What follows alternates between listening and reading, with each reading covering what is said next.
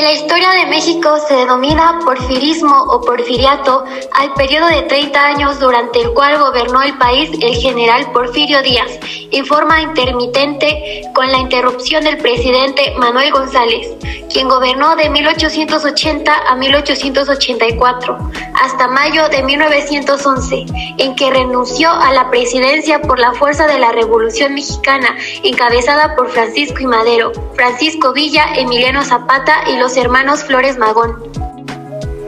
Fue un periodo de estabilidad y progreso económico en el país, pero también con severas desigualdades sociales, que concluyó con un movimiento social que trastocó en las estructuras sociales, políticas y económicas de México. El porfiriato fue una política porfirista catalogada como la primera gran centralización del poder en la historia del Estado mexicano. Después de varios periodos prolongados, anárquicos y fallidos intentos por consolidar el poder político, la élite gobernante encontró la imagen del constructor y pacificador Porfirio Díaz.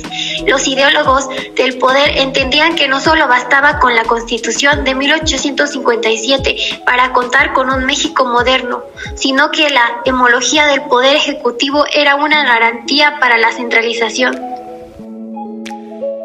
Con el triunfo de la rebelión de Tuxtepec 1876 en contra del gobierno de Lardo de Tejada, llevó al poder a Porfirio Díaz e inauguró la época conocida como el Porfiriato, que se prolongaría hasta 1911, contando el intermedio del gobierno de Manuel González de 1880 a 1886.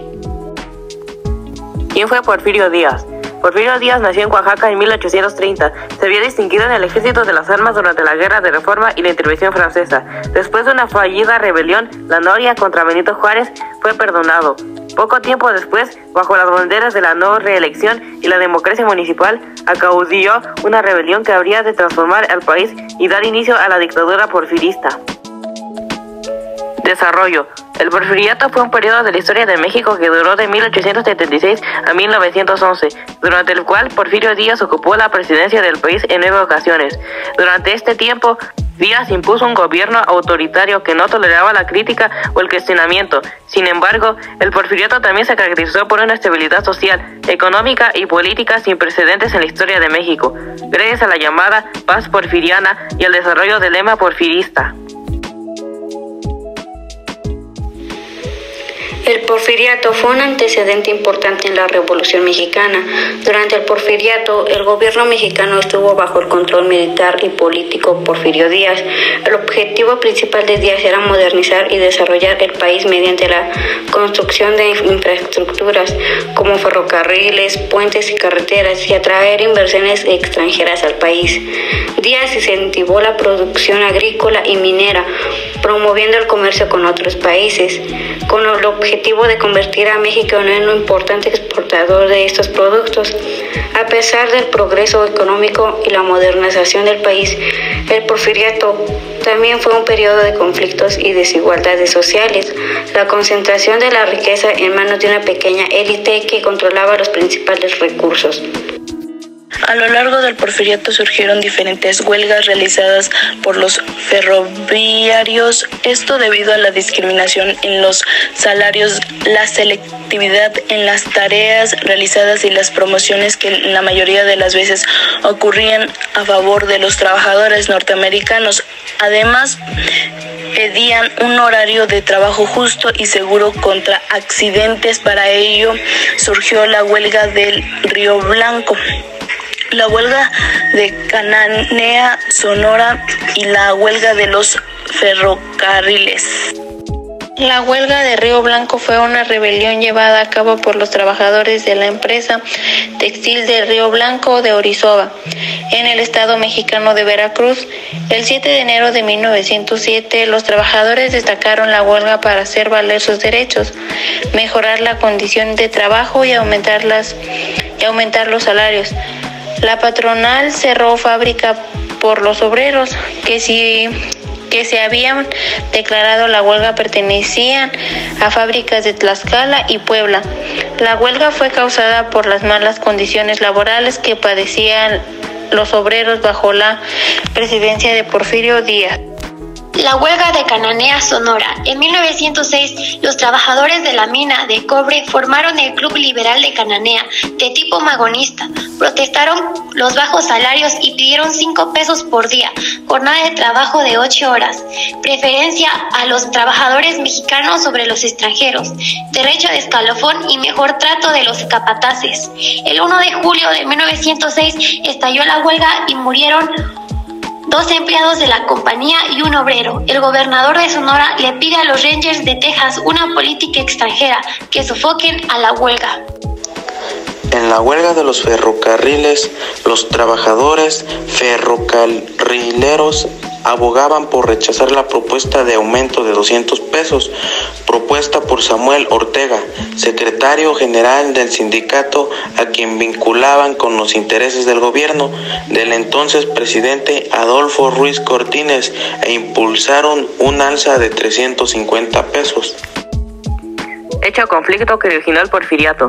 Mencionaremos el triunfo de la rebelión de Tuxtepec 1876 en contra del gobierno de Lerdo de Tejada, que llevó al poder al Porfirio Díaz e inauguró la época conocida como el porfiriato, que se prolongaría hasta 1911, contando el intermedio de gobierno de Manuel González 1880 a 1886. El movimiento de Tuxtepec fue liderado por Porfirio Díaz, quien elaboró el Plan de Tuxtepec, un programa político que se pronunciaba en contra de la reelección del entonces presidente mexicano Sebastián Lerdo de Tejada.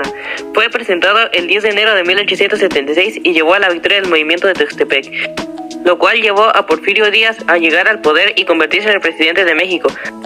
La revolución de Tuxtepec es considerada uno de los antecedentes del porfiriato, ya que llevó a Porfirio Díaz a obtener su primer mandato presidencial. Durante el porfiriato, el gobierno estuvo bajo el control del militar y político Porfirio Díaz. El inicio de este periodo estuvo marcado por hostilidades que comenzaron en enero de 1876 y la causa de Porfirio Díaz se propagó rápidamente porque prometió acabar con el acaparamiento. Para algunos el porfiriato significaba la modernización del país mediante la construcción de infraestructura como ferrocarriles, puentes y carreteras. Para otros significaba reforma política y un fin a las constantes reelecciones y fraude electoral. Sin embargo, el porfiriato también fue un periodo de conflictos y desigualdades sociales. Conflictos del porfiriato. En el campo de los conflictos se generaron por el deslinde de los terrenos baldíos, la colonización, el desamortificación de las tierras y un sistema de peonaje. En las zonas urbanas aumentó el desempleo, la prolongación forzada de las jornadas del trabajo, los despidos injustificados y la represión de los capataces. Al iniciarse el siglo XX, el desarrollo económico del porfirismo perdió impulso.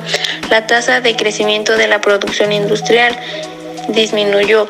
Los productos agrícolas como el maíz y el frijol aumentaron de precio, lo que redujo el consumo interno de la mayoría de la población hasta el 57%. Madero se encargó de acabar el porfiriato.